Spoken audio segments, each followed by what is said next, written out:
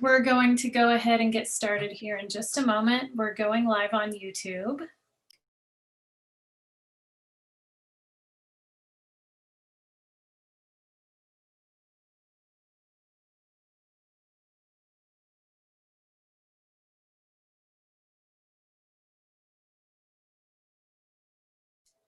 Good afternoon. I hope you can all hear me well. My name's Lisa Logan. I'm the manager of the Women's and Gender Education Center. We've been part of the Gender, Women's, and Sexuality Studies program here at Eastern Washington University since 1977. I use they, them, their pronouns. I want to begin today with a recognition that the space I'm occupying is built on the traditional homelands of the Spokane people, and the Coeur d'Alene people's traditional homelands are also nearby. Many regional tribes share a history in this area as well. I encourage each of us to consider the impacts of colonialism in our lives and in our campus community, and to consider our intentions and efforts to disrupt and dismantle the systems behind those impacts. Thank you all for joining us for the third of 4 Handbook for Critical Menstruation Studies events. I hope you're taking care of yourselves today and finding care within your communities. We are recording today's event and also streaming live to YouTube. If you don't want to be featured in that video, please turn off your camera. And since we're in a meeting, in order to see the presenters, please select speaker view rather than gallery view. If you have any technical difficulties during the event, feel free to email me at llogan83@ewu.edu or call or text 509-435-6681. I want to thank our 4 work-study students who helped make this and all of our events possible. Frances Grace Mortel, Jaslyn Miyazaki, Zanira Hesley, and Jennifer Contreras. Frances and Zanira will be monitoring the chat to help with the Q&A at the end of today's event. I also want to direct you to our website at ewu.edu/GWSS to find out more about our other upcoming events on critical menstruation studies and white supremacy and the 2020 US election in the Pacific Northwest. With that, I'd like to pass it over to Dr. Kissling, who will introduce us to this event. Thank you, Lisa. And thanks everyone for being here. I see some of you that I recognize have been here for our previous events, so I really appreciate all of you coming back. And welcome to everyone here for their first one of these events. And I'm very happy to have Tomi Ann Roberts with me today. I'm Elizabeth Kissling. I am a professor of Gender, Women's, and Sexuality Studies at Eastern Washington University, where I have been teaching for 27 years, which is an incredibly long time. I can't even believe it myself. And I have been writing and studying about menstruation and menstruation in the media even longer than that, because I started, I was going to say I started with my dissertation in graduate school, but to tell the truth, I first started writing about menstruation as a high school student when I wrote my senior term paper about the toxic shock scare that was ripping through the country and being written about a lot in the media in 1980, when we learned that tampons could be a source of toxic shock syndrome. So I've really been doing this a long time. I wasn't kidding when I was saying in our chat before we started that I'm old. I tell my students I'm 100, but I'm not really that old. But I don't want to talk about me. I want Tomi Ann to introduce herself and tell us about her work and how she ended up in this place where she's also studying about menstruation. Yeah, I am shocked that you're saying that you have worked where you've worked for 27 years, because I have worked where I work for exactly 27 years. So it's been a while. And I feel like I'm about 100 years old right now too. I'm not literally. I am a professor at Colorado College. And I am the chair of the psych department at Colorado College. And I was one of the founding members of our feminist and gender studies program, which now I have seen into its adulthood. We now have actually 3 full-time equivalent tenure track faculty in feminist and gender studies. So I got to step back over to psychology, but I consider myself a feminist psychological scientist. And what else shall I say by way of introduction? Well, tell us how you ended up studying menstruation? How did that become a Okay. focal point of your work?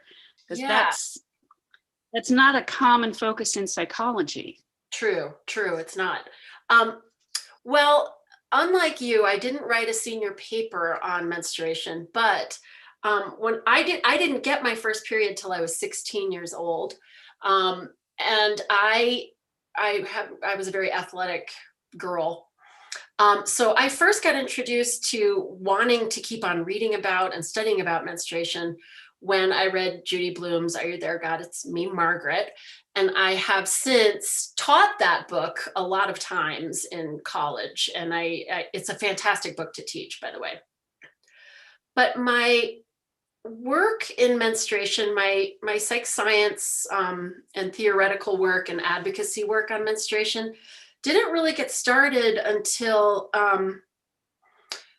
around the time that I co-wrote a paper that ended up kind of blowing up and creating my career, a paper on sexual objectification and the phenomenon of many feminine-bodied people self-objectifying. Right around that time was when your work, Liz, was coming out on taboos and concealment, so around the mid-90s. And I remember reading your work, and I remember thinking to myself, I wonder if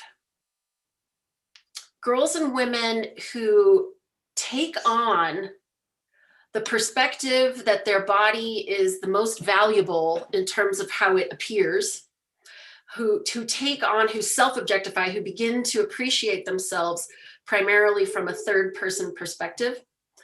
I thought to myself, I bet those people don't much like their periods. I bet those people are more wedded to concealment norms, are more moved by taboos, might even feel some self-disgust and shame around their periods. And so it was actually based on your work, Liz, that I did a study a million years ago, and this was long before 9/11 and long before all kinds of things. And what I did was I packed up and I went to the Colorado Springs airport, and I brought a questionnaire about self-objectification and a questionnaire about attitudes toward menstruation that I had developed. And I went around to people waiting for flights, and I had them fill these questionnaires out. And lo and behold, Wander around in an airport. Remember those days? yes, yep. I had a little basket of treats that I would give people when they took the time to fill. Airports were great places to get paper and pencil questionnaires filled out, if you remember, because people aren't doing much of anything. So True. yes, and my suspicion turned out to have been borne out that adopting this kind of sexualized and objectified perspective on the self definitely seemed to predict more problematic attitudes around menstruation. And then, as a matter of fact, my introduction to the Society for Menstrual Cycle Research, an organization you and I have both been part of, happened through Ingrid Johnston. And she introduced me to the organization. And then my very first SMCR conference was in Spokane. And it was the conference that you hosted, Liz. Yeah, you said that in email, and I hadn't realized that. For some reason, I was thinking you'd been involved longer. But yeah, that's all a blur. It was a blur while it was happening, as you know from hosting conferences. Having hosted a conference, I can definitely say that it was definitely a blur. But I can promise you that Spokane conference was fantastic. It was so good. And you had students who were doing wonderful things. Yeah, I had a conference management class that year, so the students helped organize and help set things up, and it was a pretty good conference. Yeah. It was a great conference. It was good. I took your lead on that as well. So I've taken a lot of things from you that you don't even know about. And I had 3 student interns working the Colorado conference, and they made everything run smooth as butter. So Good. Yeah, I missed the Colorado conference, so I did see some very cool stuff online. The illustrated sketch notes were awesome. That was such a great idea. Yeah. And all of you watching should know that Tomi Ann is being very modest about the paper she mentioned about objectification theory. I'm pretty sure that is still the single most cited paper from Psychology of Women Quarterly, with what, something like 1,500 citations, maybe more than that now.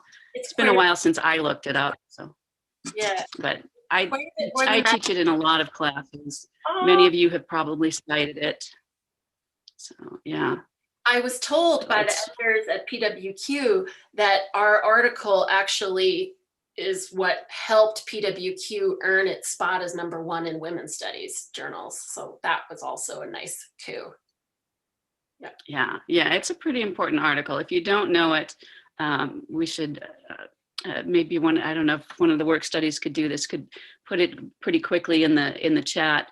It's called Objectification Theory, and it's in Psychology of Women Quarterly, 1997. That's probably enough for people who want to find it. But yeah, very important article. And Tomi Ann just summarized the concept, and it's related to so many of the things that we study and teach in gender and women's studies. Yeah. And I didn't know that it was anything I did that had pushed you on the path of looking at the relationship between that and menstruation. I do remember your study where you had Confederates drop a tampon or drop a hair clip and see the different reactions. I had a graduate student that used that study and some of your work in her research as well. She actually used Ingrid Johnston's study and replicated it with people in different cultures and different languages. Ooh, nice. About attitudes toward menstruation. But she was really inspired by your work as well. Well, that's great to hear. I think one of the things that continues to interest me is a sort of intersection between objectification theory and notions of, we call it in social psychology, terror management. So the idea that people find aspects of our physical corporeal bodies kind of threatening to the psychic defenses that we erect to make us feel as though we're at least metaphorically immortal. And that these things about our bodies remind us time and time again that actually we're animals, just like the other animals of the earth, and that we will be worm food eventually. And so I've always been fascinated by the idea that feminine and feminized bodies present more of those threats. There are just more stuff that remind us of our animal nature: lactation, menstruation, childbirth. Yeah. Is it more stuff, or is it just more stigmatized because it's women? I think it's both. I think it's more stuff and therefore more stigmatized, because, like, why is it that I would argue that the same body processes that both genders go through is more stigmatized when women go we never can think about Beyonce shitting and farting. Like that would just be never conceived of. But then we also add these things like lactation and menstruation. And then once those processes are added, we have to find ways to, as conceal or somehow wrap those processes up in other ways, mask them by saying that what women's tits are really for is cleavage and Victoria's Secret and not for nursing and so on. Right. Yeah. Yeah. I guess I could be persuaded there's more things, but yeah, I think it's, I always go back to Simone de Beauvoir. It's because it's women, not because it's disgusting. It's because it's women. It's because it's women that it is disgusting. Right? Exactly. There's plenty of body processes that are way more disgusting than lactation or menstruation, right? That Way are common to everybody. Way more. And in fact, factually are disgusting, are not actually about life and health. Are like, if you were to encounter those body products, you'd be in big trouble. Right. Right. What? Yeah. Why are we wearing masks all the time right now? It's not as disgusting. It's objectively disgusting. Exactly. People don't hesitate to blow their nose in public or even pick their nose in public. Yeah. But they better not drop a wrapped tampon. Oh, no. No, They better not. better They not. better not. Well, it's not the best transition, but I'm going with it. Let's talk about your recent work. Yeah, I mentioned that I was hoping you would talk about your chapter for the handbook and your consulting work that, excuse me, that I heard you talk about at SMCR not too long ago. Yeah, It was just such a, I'm having trouble picking an adjective. It was so eye-opening, and it was a world that most of us don't know very much about, because most of us in this audience have probably not spent a lot of time in prison or jail. right, exactly. Yeah, I'm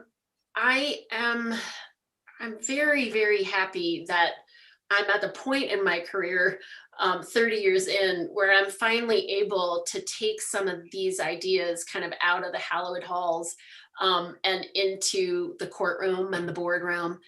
And so, yeah, I've been consulting and serving as an expert witness in a number of cases that involve the kind of abjection of the feminine body. And the case that Liz is talking about, that I wrote about in our handbook, was a case in the Los Angeles County Jail. So we're not talking prison, we're talking jail. Most of these women's crimes were, writing bad checks or making the mistake of getting involved with a man who was dealing drugs and then convincing her that she should join in the effort.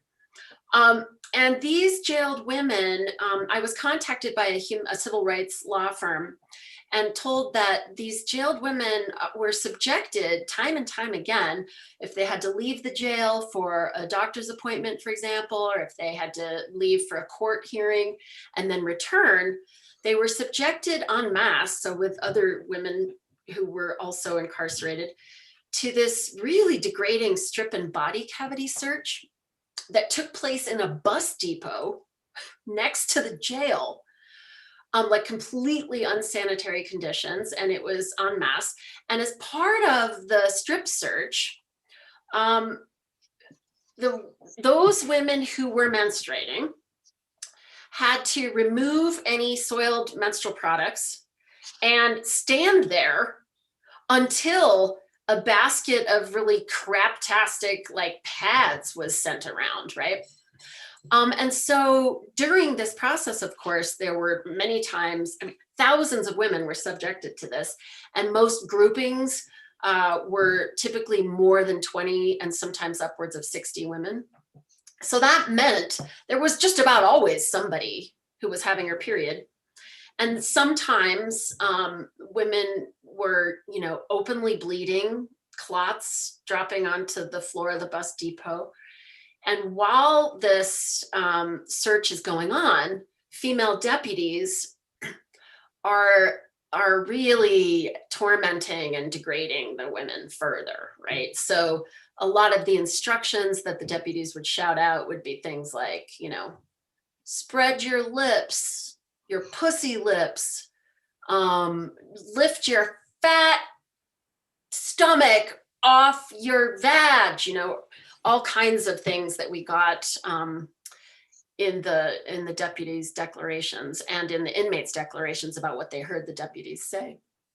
So anyway, I'm not sure how this civil rights law firm found me. I guess from some of the work that I had published, but I was asked if I would be willing to serve as an expert witness to say something about how problematic this procedure was. And I'm laughing only because I had a hard time responding to this lawyer. I thought, you need an expert to tell you this is bad. It was just like, okay, are male inmates asked to squat and defecate to make sure that the reason for this, of course, is to make sure that no contraband has been brought in the vagina. And I don't think male inmates are asked to squat and defecate, and to make sure that like no contraband is brought in the rectum. But so yeah, so obviously after I got over being gobsmacked that this is something that happens at all, I said yes. And so I spent a number of years, things move very slowly in the world of the law.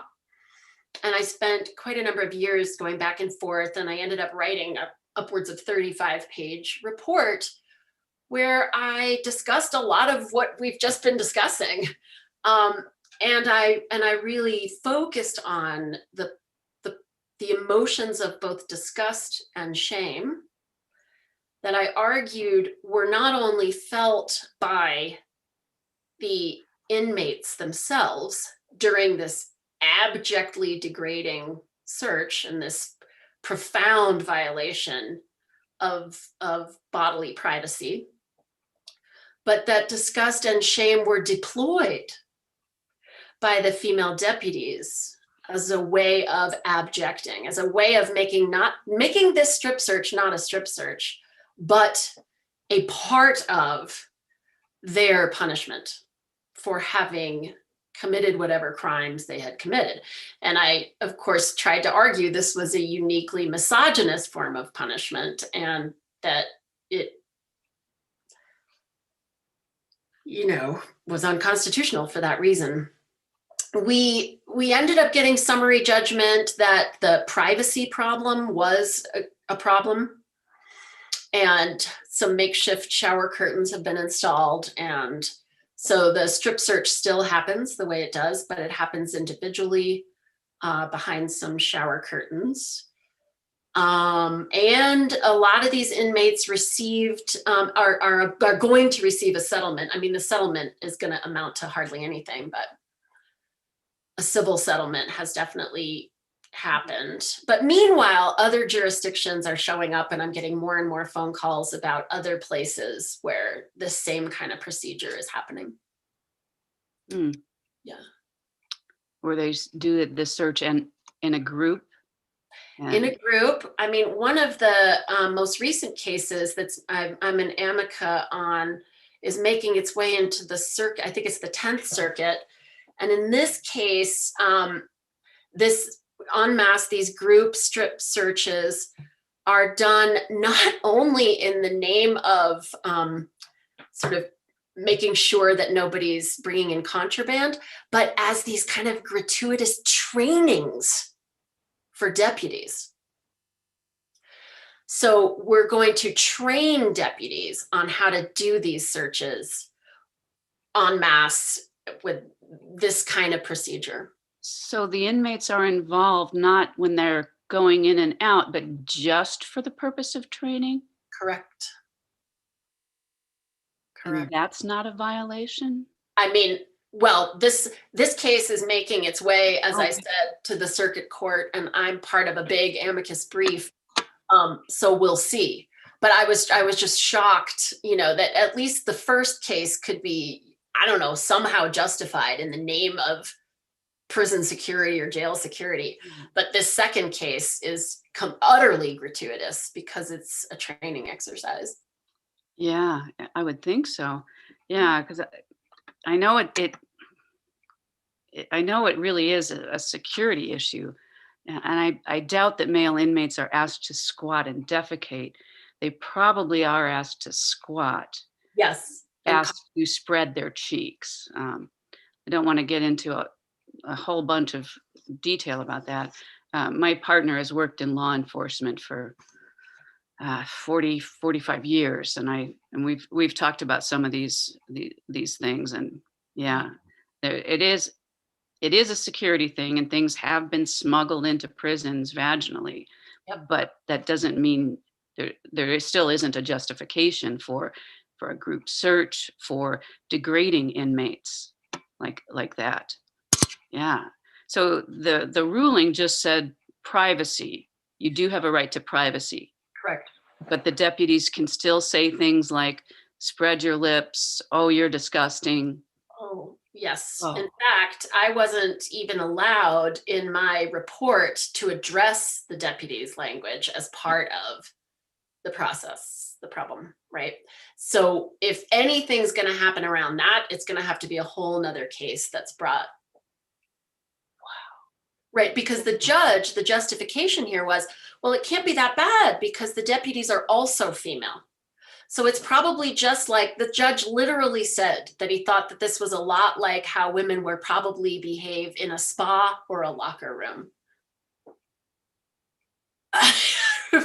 Yeah. Yeah. Sure, sure. Yeah. Yeah, just like it's just like Carrie all the time in the locker rooms. It is. It is. It really is. Yep. Yeah. Yeah. I think one of the things that has been the most sort of unnerving, I mean, the whole thing is terribly disquieting, of course, but one of the things that's really gotten to me that I've spent a lot of time thinking about, especially as we're now just hearing that even more white women voted for Trump now than in 2016, is this sort of this intragender hostility, these ways in which Mm-hmm. ways in which when we feel threatened, we find ways to deploy the most awful, sort of misogynist Yeah. hostility. Yeah. Yeah. I'm trying to think of things that might be similar. The only thing I can think of that's similar is fat phobia. Because when Yeah. I don't want to keep going back to comparing this to men, because like you said, they're not asked to squat and defecate. They're definitely asked to spread their cheeks and a flashlight might be used. But I'm trying to think, and I don't know the answer to this, but I'm trying to think, do male deputies say things like, wow, have you ever seen a guy with balls this hairy? Look at that fat, pimply ass. And I don't know the answer to that. I'm You know, sure there would be degrading things about a dick being too small. oh, definitely, definitely. There would be that. There would be that. And that is probably something that happens at other stages of male interaction. Maybe Yes. that is what men do in the locker room, and that's why the judge thought he could Yes. say that women do that. Yeah. But I But do think that there is an interesting difference between shaming like that, right? mhm, And dehumanizing, abjecting, right? And mhm, a lot of the things that these deputies said and a lot of the reactions that the inmates had, many of the inmates said, I felt like a hunk of meat. I felt like an animal. I was treated as though I was nothing but a piece of meat. The word meat and animal comes up time and time again. that's And fascinating. that, all the work in social psychology by Nick Haslam and others on dehumanization just came right up there. And the form of dehumanization here is animalistic dehumanization. And when we dehumanize another as though they are an animal, then we find that we have very few moral compunctions about harming them. We and I think that's very different than accusing someone's dick of being too small, right? Yeah. Yeah, I think that's right. I think, yeah, I think there might be overlap with fat phobia as being Yes, animalistic dehumanization, because absolutely. you would again see things like, when people are insulted, there's lots of animal comparisons, fat pig, Absolutely. fat cow, Absolutely. and that, And we yeah. see, Jane Usher and Jeanette Perz's work on PMS and self, uh, the attitudes around the self in during PMS. Same thing. Women calling themselves fat cows, feeling like nothing but a whale, feeling just, right. And so I think I'm very interested in the distinction between demeaning someone and degrading someone. Huh, Uh, and yeah. I really think that is not something that's easy to convince a judge of. Let me tell you. Right, right. But I'm I'm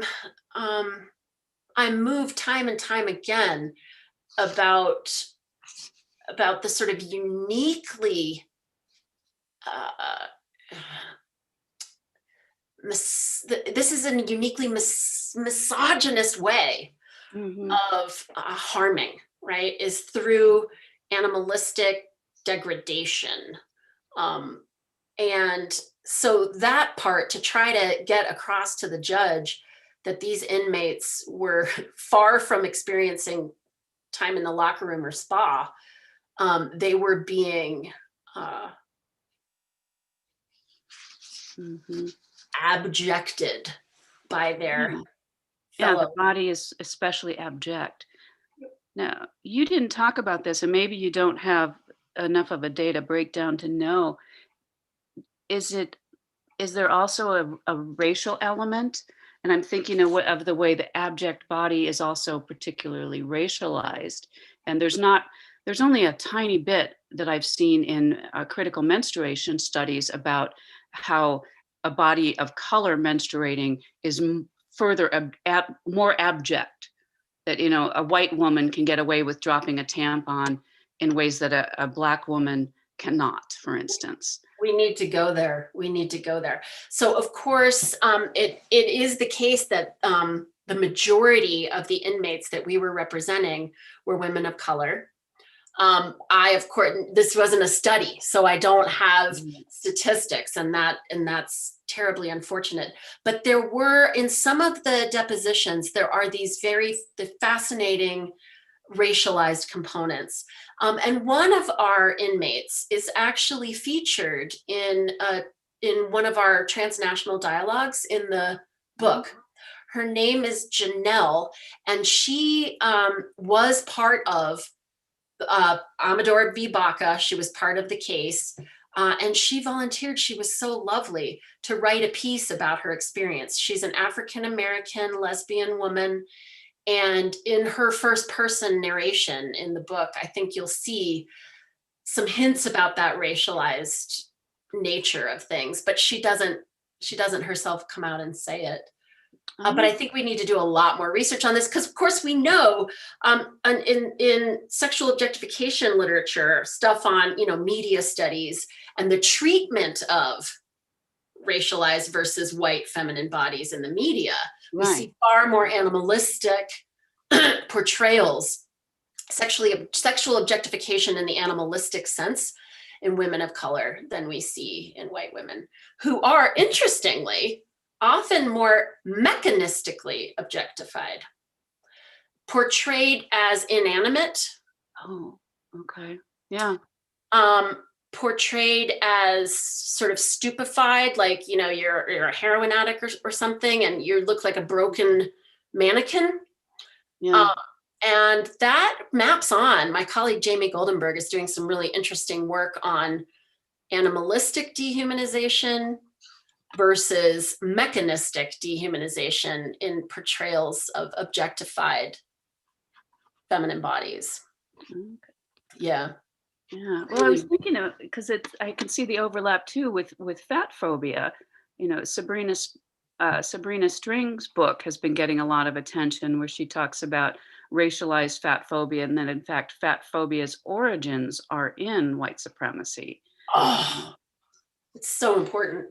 Yeah. So I'm thinking that, I'm just seeing so many connections there. Maybe because I've been reading so much in that area in the last couple of years, and just yeah, because wow. Yeah, I think the abjection work, the fat work and PMS work and attitudes around menstruation work all are coming together on that in an interesting way. Yeah. Yeah, and it's still so publicly taboo. I know. We're getting the product discourse. We're getting the pads for girls. It's too bad Chris left, because I'd bring her in. We get all those discourses, and the tampon tax discourse, but no one wants to talk about the stigma, the abject body. It's it's Carrie again. Plug it up. It's Carrie again. It's 100% Carrie again. And it's fascinating to me that we have just so little critical eye for the fact that giving everybody products is lining the pockets of Procter and Gamble, and like, how is Kimberly- this Yeah. our solution? I mean, yes, okay, period poverty. Yes, we need products to manage our periods. Okay, that's fine. But to think that this is so revolutionary, this is the what? It's ridiculous. Because of course, all the products do, as you say, is plug the thing up. We're back. Hide it. Support stigma. Right? Hide it. Yep. Yeah, they enable you to do what your work in the 90s was all about, right? They enable you to keep everything hidden. So Hide it. You know, just like the menstrual suppression stuff is like, it's even better. Just take the pill. Yep. And, you know, jump on that neoliberal economy and get back to work. get back to work, be sexually available 24/7, always look cute and hot, and get Get back to work, be sexually available, be super mom. because none of this can stop you, right? And it's funny that we're talking about this because it circles back again. In my chapter, I end talking about a lot of dilemmas for me. As a feminist, who's been so moved by your work, by Chris's work, by Brianne's work, I didn't want to convince the judge that women ought to be ashamed of bleeding down their legs. They ought to feel self-disgust for being a menstruator. None of that is the case. I wish those women could stand there with their hands on their hips, pull their tampons out, and bleed magnificently. Twirl it above their Swing head. them around. Toss it like Kathleen Hanna. Wasn't it Kathleen Hanna? That Toss it in the face of one of the deputies, matter of fact, right? Great. But that's not the case, right? I wish, I have students, we work with Lunette and some of the other cup companies, and we educate other students around using the menstrual cup. Students are really psyched to get on board about the menstrual cup for its, environmental qualities, which is great, a lot less waste, it's perfect. But very few of them are willing to talk about the cup as a way of addressing stigma. First of all, you got to learn to feel good about sticking your own fingers in your own vagina. And you haven't been doing it because you've got this applicator or whatever. And then second of all, you're going to have to get used to stepping out of the stall and rinsing your cup out with your friends around. Yeah. That's all you're doing. You're rinsing your cup out. And so I think this particular case has just opened my eyes so much to, how much do I really want to make the argument that women have unique privacy concerns? We do, but the reason we do is because patriarchy. Yeah. Because of you. Right. I learned it from you, Dad. Right. Yeah. So from the tampon drop study to this, it's all kind of a piece. The idea that, bringing menstruation out of the closet will not be accomplished by providing everyone with products. So. Sure won't. Yeah. Trying to remember the name of the writer of that short story of the woman who started free bleeding on the bus and then making a sign about it, and people started helping her with the signs, and I can't remember. Is it Rupi Kaur? No, it And predates. She's the one who did that whole Instagram spread, right? Yeah, this predates Rupi Kaur. Rupi Kaur probably wasn't born yet when this story was written. Isn't that great? My books are still in boxes. I'll have to. I can't remember. Still in boxes? From when? We just consolidated my house in Cheney with our house in Ellensburg since I've been teaching online. So down to one house. Yep. So. probably get to unpack them over Thanksgiving break. So, Maybe there's some things in the chat. yeah. Oh, yeah. Okay. Can we answer some questions? There are 2 questions so far. The first is from Zanira, one of our work study students. As for the case about the women inmates and the atrocious way they are treated, are there any more solutions being brought forward, such as caseworkers being present? Interesting. That's a good question. And I doubt it. I doubt caseworkers being present will ever happen.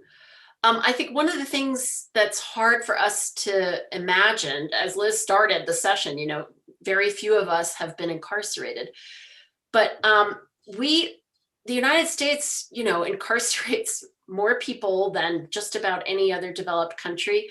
We have a prison and jail industrial complex. And you walk through those doors and you have lost just about everything about, in terms of an expectation of humane treatment. I know that prisons are making inroads in terms of education, right? There's a lot of good things going on in terms of bringing college professors and things into prisons and jails and giving inmates a chance to learn stuff. But I don't know, especially with the privatization of so much of the incarceration in our country, that's going to be an interesting thing. And that would mean hiring a lot more caseworkers, social workers, and there's already not enough social workers to do the kind of work that would actually reduce the number of people going into prisons and jails. And that's not something Americans are excited about paying for. Right. No. Because where does the money come from to pay for social workers and extra caseworkers in prisons and jails? That all comes from taxes. Yeah. And supposedly that's why so many people voted for Trump. To go back to an earlier point Tommy Ann made, you know, people don't want to pay taxes, and that's how things like social workers are funded. Right. People don't want to pay taxes, and also, you know, especially not to support criminals. Exactly. The law and order platform, right?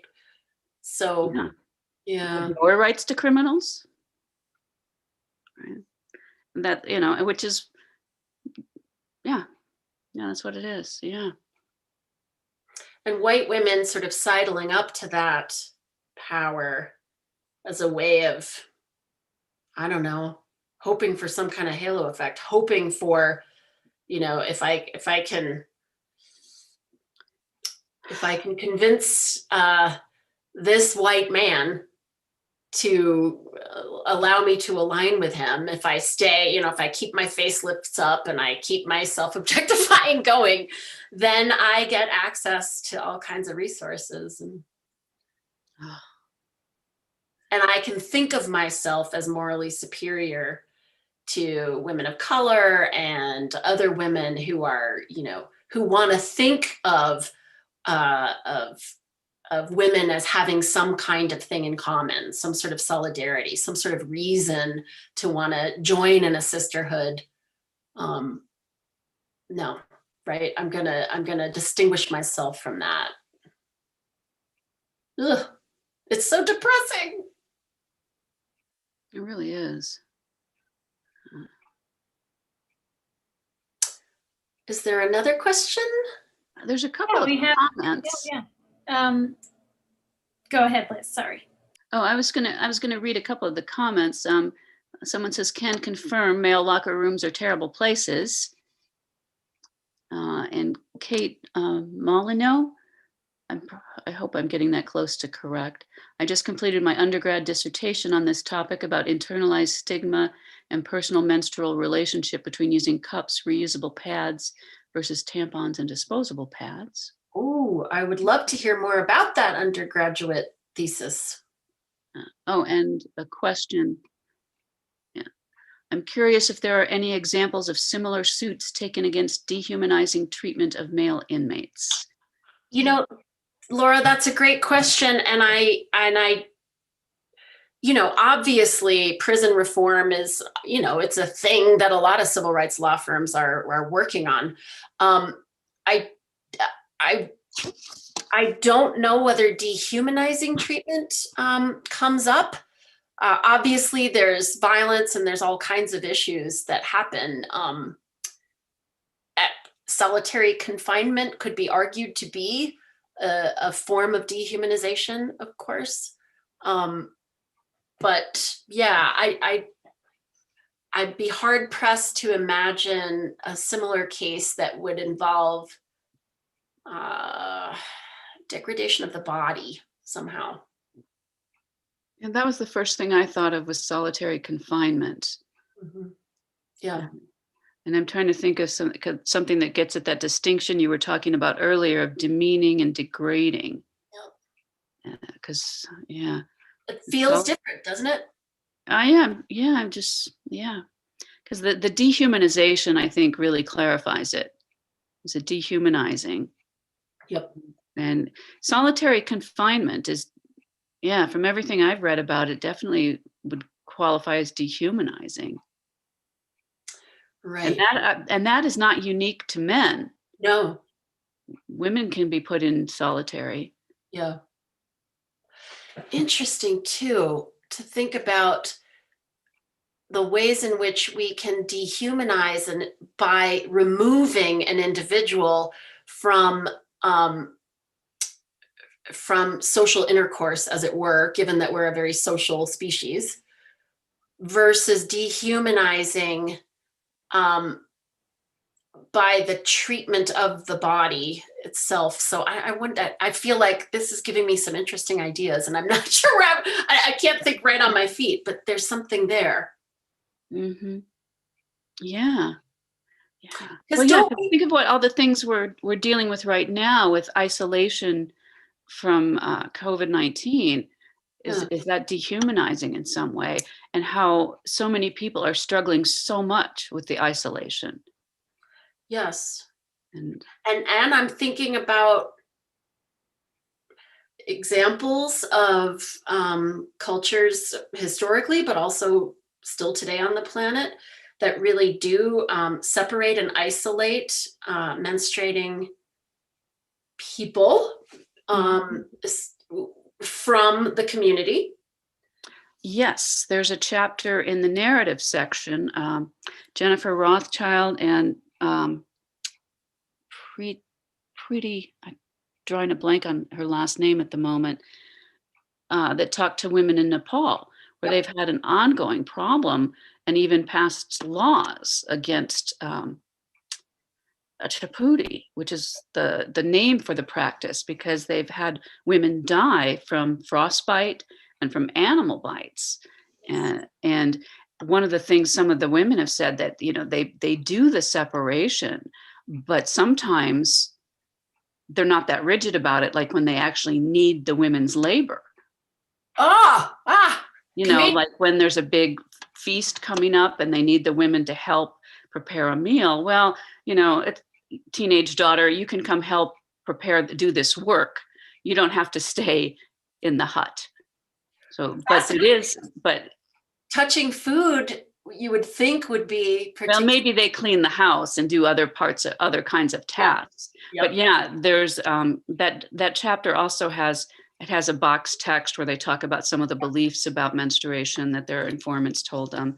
Yes. But yeah, the practice was outlawed in, I think, 2012 or 2015, relatively recently, but it's still commonly practiced. Absolutely. And there have been a couple of deaths in recent years. Mm-hmm. Yeah. So that's interesting, because it combines this idea of solitary confinement, but the reason for it is the abject body, right? Right. It's your body itself that is forcing us to make you must leave. Yeah. But well, and we saw the same, when we say, unless we need your labor, because the same thing happened in the US with the history of scientific findings about menstruation, right? It made women weak and unable to work. And then World War II, so we needed women's labor in the factories. So then the research is, women are just as capable of work during menstruation as any other time. And then, after World War II, the research then corresponds to, that women aren't as capable. Yep. We need you to stay home. You can't work as much. Yep. Yeah. Lisa has a question. I'm curious to learn more about institutionalization, disability, and menstruation. Do either of you know more about that topic, or can you recommend a resource? I'm reading about disability and porous, leaky, filthy bodies from a theoretical perspective and wonder if there's more about this particular concern. Yeah, there's a wonderful chapter in the handbook by two feminist legal scholars in Australia, Linda Steele and Beth Goldblatt, and their chapter is precisely about disability in institutions and porous, filthy, leaky bodies. And I think you'd really enjoy their chapter. It's really good. Yeah. Yeah. And I'm sure there's references in that chapter that would push you to further sources. Yes. But that's an ongoing topic, is with disability and institutionalization. And there's been cases of parents wanting to sterilize disabled daughters so that they and the child don't have to deal with menstruation. There was a case, I want to say about 10 years ago, of I think it was a Seattle family. They called it the Ashley treatment. I think it was the Ashley treatment, and because this severely disabled child was not going to grow to a full adult size. They called her a pillow angel. It was really kind of creepy, and they wanted to fully sterilize, remove her uterus and ovaries and a couple of other things to make sure she never fully grew up. The parents wanted to do this. Wow. Yeah, it's deeply disturbing. Yeah. Well, so there's the sterilization stuff. There's also, abortion issues, right? So profoundly disabled or mentally, girls with schizophrenia, that can't be treated effectively, getting raped or engaging and needing abortions, and parents having to intervene. So there's so much on reproductive health and disability that we still need to think about. All these abortion issues, we don't hear a lot about. We don't hear a lot about disability and abortion, and I think we should hear more. Yeah. Oh, and Judy says Alison Kafer has a great chapter on this in her book, Feminist Queer Crip. Oh, that's such a good book.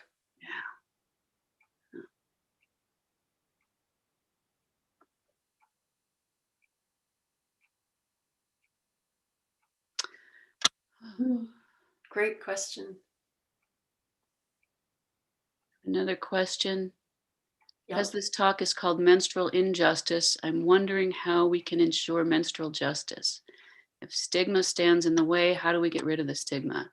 I know there isn't a magical bullet, but where should you all think we should start? Boy, Liz, isn't this where you wish Chris Boble could still be on the call? Yeah.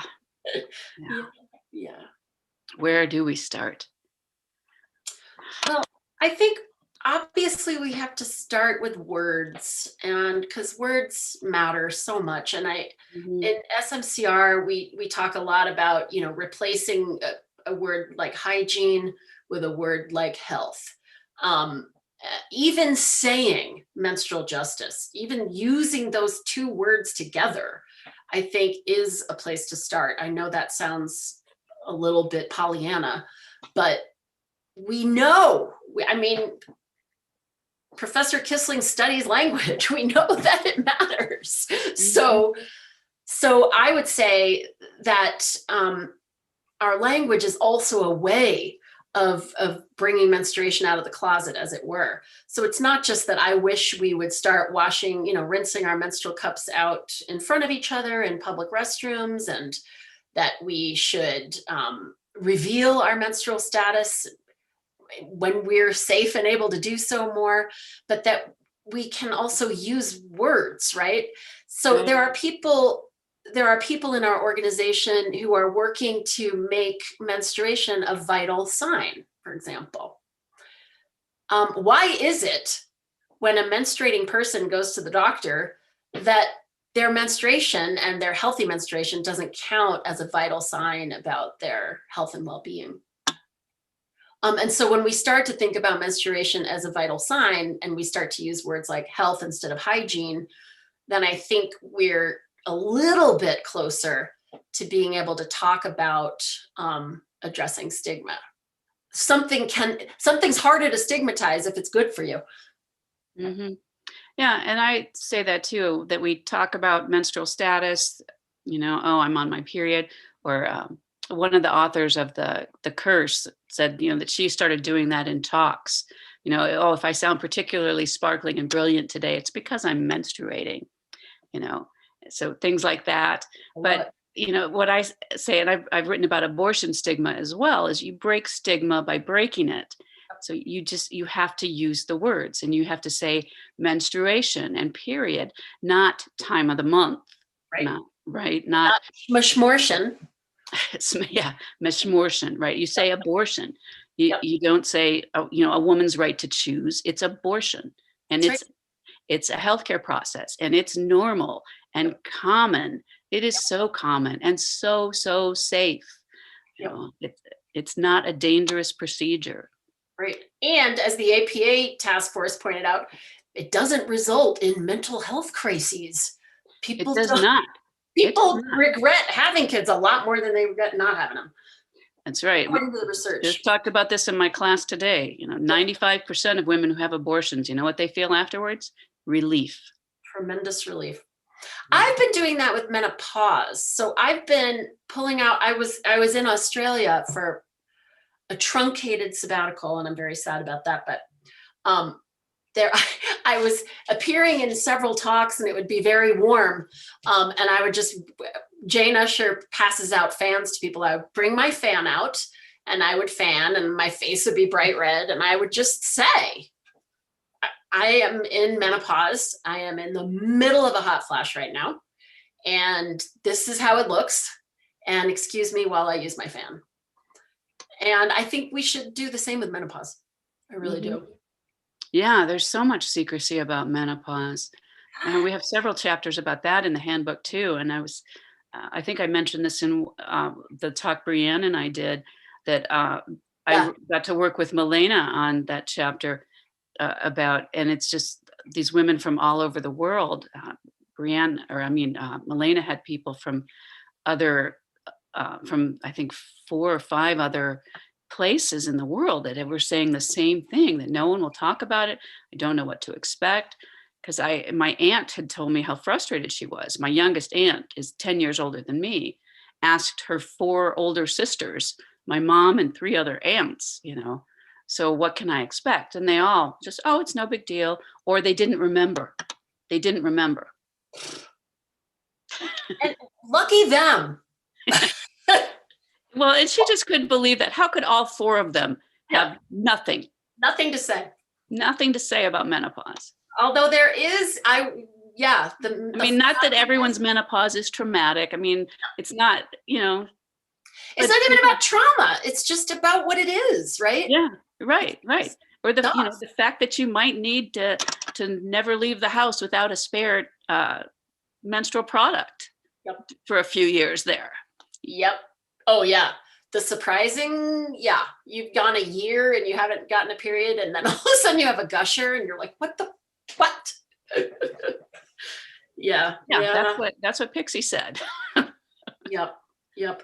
And I do think, I will say that some of the cognitive stuff, I really wish we could talk more about. I experienced episodes of vertigo that were really debilitating, and a mental fogginess that I hear now. Once you say these things, you hear from so many other women, oh my God, I have that too.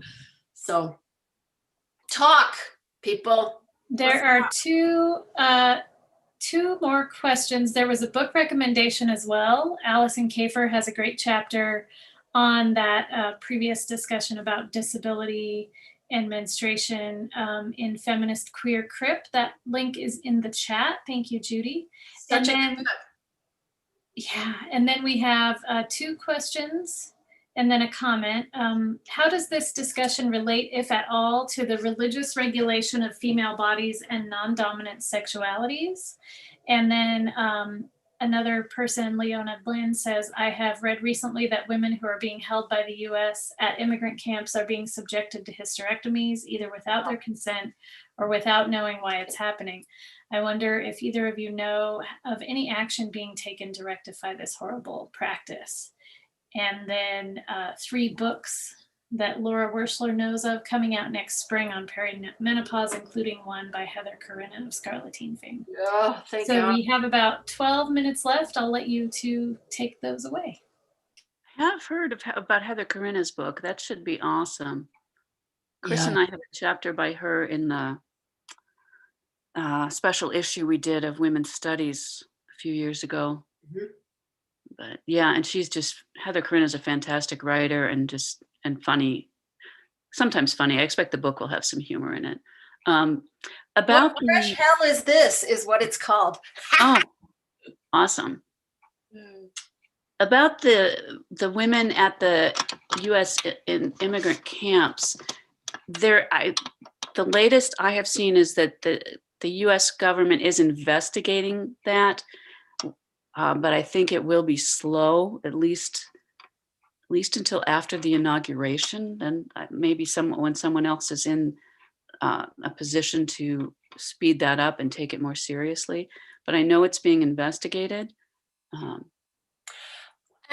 on the top here, Liz and I have been poo-pooing the idea of of products, and that was probably short-sighted, because of course another way that incarcerated women are punished for their menstruation is by withholding products, and we do know that that's going on in immigration camps as well, is withholding products, especially from young girls. So there are places where we really have a need for menstruators to receive the kind of products that they want to use to manage their menstruation. But the problem, I guess, is getting the products to the right people. Mm-hmm. Yeah. Yeah, the question was about the hysterectomies. Yeah. Yeah. That's just frightful. Oh my God. Yeah, I know they call this doctor the uterus collector. Oh my God. Yeah, it's terrible. For women they would be sent to this particular doctor for any kind of gynecological health care, and ovarian cyst, yeast infection, cramps. Oh, yeah. And then they end up sterilized or with a hysterectomy. Oh my God. And this is in Georgia at some of the immigrant camps. And I think they've terminated services with this particular doctor. And I think I'm going to have to look it up. I think they have they're investigating and trying to put in protocols to prevent things like that happening. I mean, this goes back to Buck v. Bell. This is like, in the South of the United States, up until the mid 70s, involuntary sterilization was happening in institutions for, the feeble-minded. And was it Oliver Wendell Holmes? What did he say? One generation of imbeciles is enough. So we're going to just sterilize these women in these homes.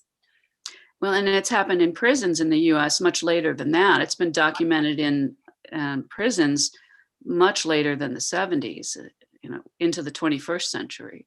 Yep. So, and then here we go again. Mm-hmm. Oh my God. Yeah.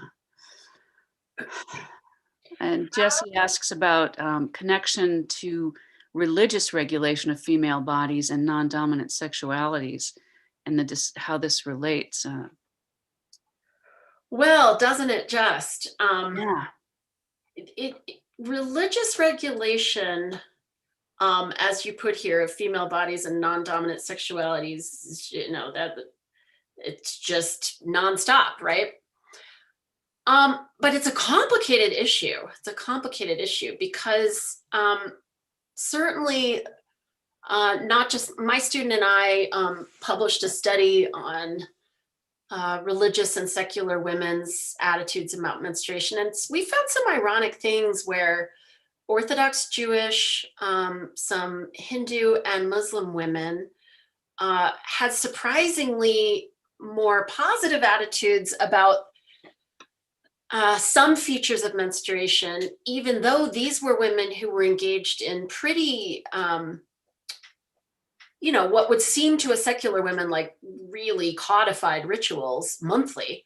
They ironically had some positive attitudes that the secular women didn't share. And one of them was related to everything we've been talking about, which was that things like a mikveh bath, which of course do imply that the menstruating body is polluting and therefore has to be cleansed, also bring you together with other women. And so the out of the closet quality of some of these rituals, because they are practiced in community with other women, that's very different than being isolated alone in a hut, for example, turns out to be really ironically quite, it's something that we secular women maybe can't even imagine. So I think discussing religious regulation of the body is a complex thing. And I don't purport to be able to offer much here other than to point you to our book again, because there's a couple of great pieces in our book about these matters. Yeah, there's several chapters that deal with religion and different religions, and some are scholarly and some are personal narratives. Yep. And some are, like Tommy Ann said, some talk about positive aspects and some talk about negative parts. Like there's a chapter in the narrative section about menopause among women in one of the northern states of India. And one of the things that some of the women talk about, one of the great things about menopause is they can go to temple whenever they want, because they're not allowed into the temple when they're bleeding. But I guess that's not quite what you asked. But I'm also thinking about what you were saying about women in community, because I remember one of the chapters in Blood Magic, which was an early anthropological collection about menstruation. There's a group on the Ivory Coast that practices menstrual seclusion, not isolation, but seclusion, where the women are together when they're menstruating. And one of the things that happens is kind of like the mikveh, bringing them together, but instead of a bath, they make this particular candy that's only made when the women are menstruating, because it's the only time they have time to make it. It apparently takes a long time to make. So when you're busy with your normal responsibilities, you don't have time. But when you're off with the other girls and women, and you're temporarily reprieved from your normal household and work responsibilities, you have time to make this special candy. Yeah. So, yeah. Right. I guess a lot of maybe what Liz and I are saying in answer to your question, Jesse, is it's a great question, but I also think we have to stop and recognize the religion of sort of neoliberal, get back to work American consumer capitalism, which itself, I think, also regulates the body and regulates female bodies and non-dominant sexualities in ways that we are kind of blind to. yeah.